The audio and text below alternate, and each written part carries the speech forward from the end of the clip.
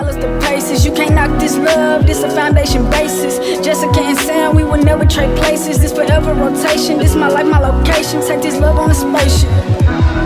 Hey guys, welcome back to our channel. It's me, Sam, here today, and I'm just gonna be doing a little quick discussion with you all.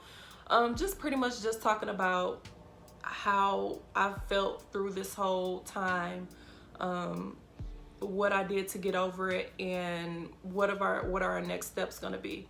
So I've already tried to record this like 3 times, and I'm trying not to cry. So just bear with me while I try to regather my thoughts again. So pretty much at this point, you all know that I've had 6 unsuccessful IUIs, and as they got on, they just got harder. 4, 5, and 6 were definitely the toughest ones. Number 6 was the absolute hardest one. When we switched to that new clinic, and we just knew that we were gonna get pregnant. I was trying to eat healthier, and I was putting myself in a positive mindset. I was, just getting myself mentally prepared for this and trying not to overthink about it or stress about it. Like I feel like those 2 weeks had, I don't want to say they flew by, but they didn't take as long as they did, and I was feeling very hopeful. So to get that negative a 6th time, man, y'all, that was tough. I've never experienced just that much pain from not getting something that I wanted, that we ultimately wanted so bad. It was hard. I started feeling down on myself. I was like, Sam, I was blaming it on me. And one of the reasons I was blaming it on me was because I had gained some weight. And I felt like my weight was an issue. I felt like my weight was a reason why I wasn't conceiving. And not knowing that, my doctor telling me, hey, you're healthy, everything looks good. It's not you. It's just the time, it just isn't right. Maybe I'm just not meant to carry right now. Or maybe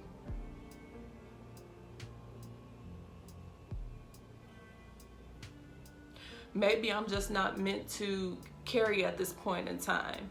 And I had to accept that, and it was really hard, especially when you start blaming yourself, when you start seeing other people that are pregnant, and you're just upset, you're just mad, and just like, oh, I don't want to see nobody else pregnant. Everyone's having babies, all these baby showers, gender reveals, nurseries, and like everything everything that I wanted, it was just around me, and I didn't know how to cope with it for a little bit. I was upset, I was hurt, I was sad, and I didn't know how to deal with it for a little bit.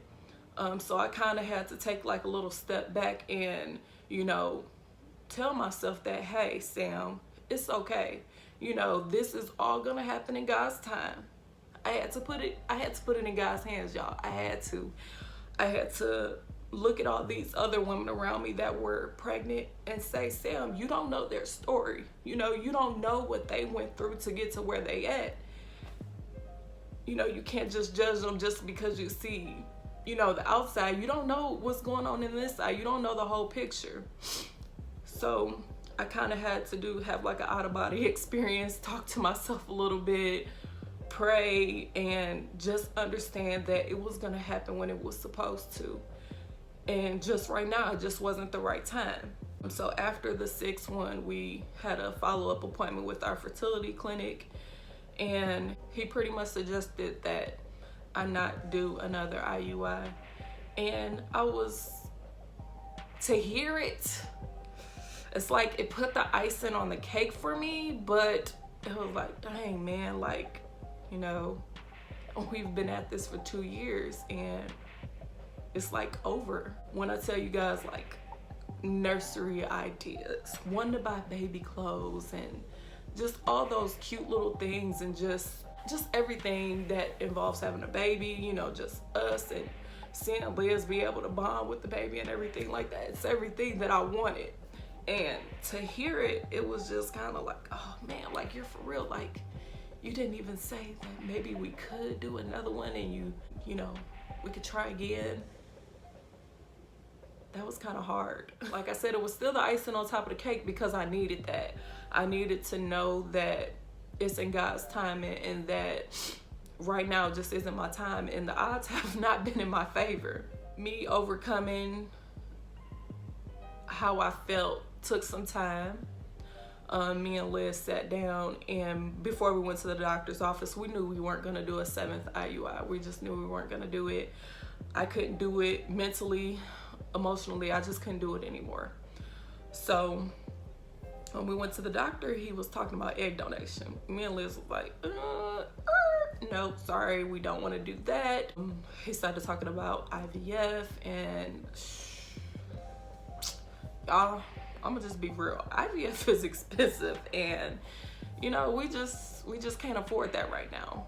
So, you know, I'm not doing any more IUIs at this point. IVF pretty much is my only option for me to carry. That is my only option right now.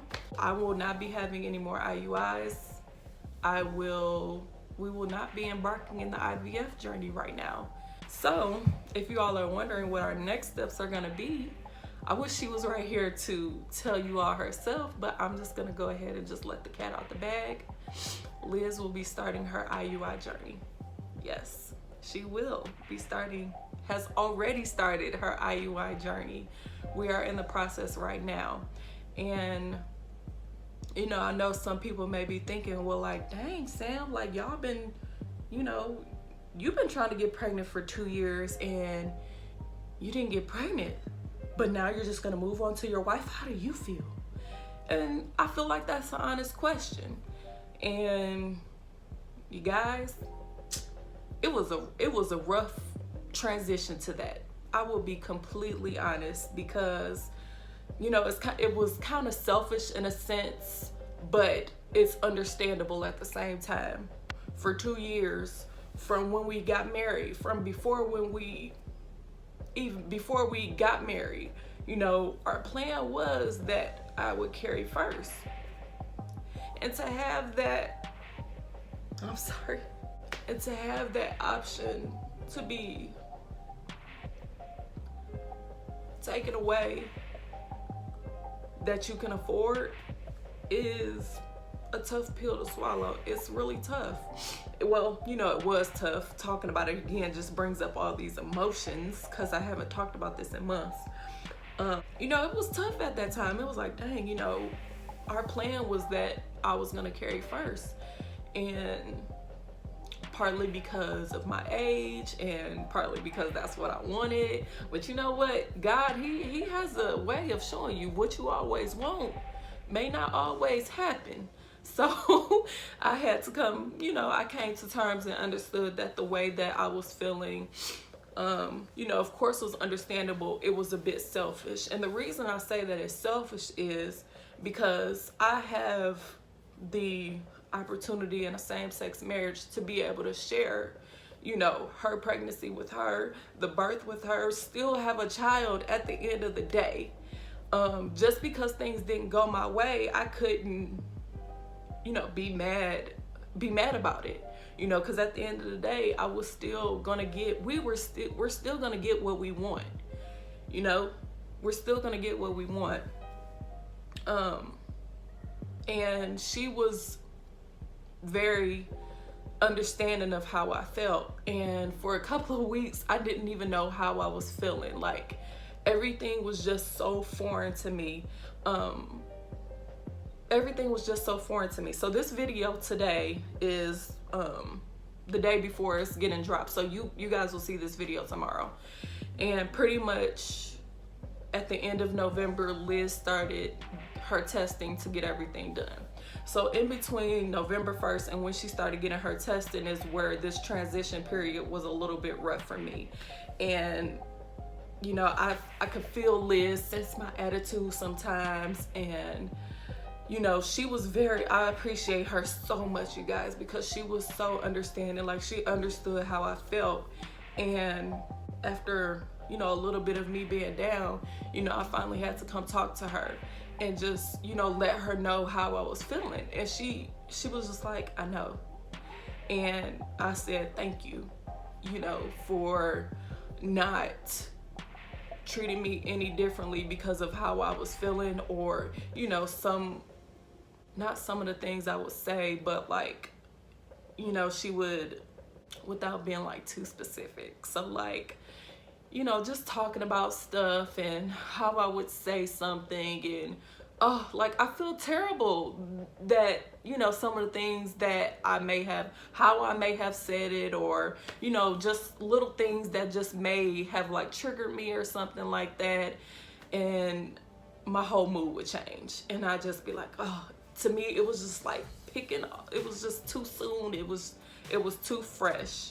You know, at that point it was hard. It was a tough transition for me, and I had to come to terms with the fact that it was still something. We were still gonna get what we wanted at the end of the day. And me being able to share, hopefully her pregnancy was going to be a blessing anyways, because carrying a child is a blessing. Conceiving is a blessing. Like, I do not take it for granted. And I can't wait to see her. I can't wait to see her pregnant. I can't wait for her to carry our baby. I'm really excited. I really just can't wait to see how this journey goes for her. She is already in the process. I can't tell you guys too much, but everything you all will be seeing will be up to date, for the most part, because we got some clips back from November that, you know, she wants to share with y'all, and I definitely you know, can't wait. I haven't even seen him. I can't wait to see him too. And then another thing, you know, I had to put myself in her shoes too, to try to understand like how she felt, because when I was going through everything, she was like, yeah, yay, excited, da da da. I was excited, but I was still a little bitter. Ooh, that is the word. I was bitter. I was bitter. I was. And so I had to take another step out my body and look at yourself, Sam. Look at you. Why are you doing why you let that little thing bother you?